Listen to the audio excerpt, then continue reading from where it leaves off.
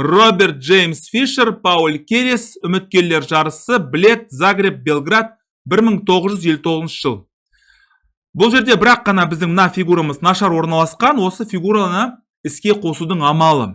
Тура абес. Бұл жерде біз кімді есімізге түсіреміз? Франсуа Андре Даникан Филидорды. Ол айтқан ашық жолдар тек қана тік жол ғана емес, және көлденең жолдар да бар деп.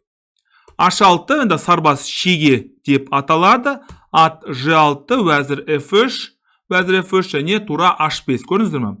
Ашық жолды пайдалану мына жерге шабуыл жасау. Піл G4, ат F4, Каспаровтың сүйікті аты келді.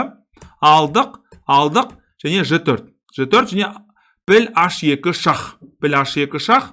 Ештеңеден қорып тұрған жоқпыз. Бұлай және ат G4. Егерде вәзір G4 деп жүретін болсаңыздар, онда тура G6 деп байлап тастаймыз. Ат D2 және ат E3 сегіз аяқ ат мына жерге және мына жерге шабуыл жасады. Ең бастысы, мен үнемі айтатын нәрсе, сіздер деген өздеріңіздің фигураларыңызды тұрақты түрде жақсартуға тырысуыңыз керек.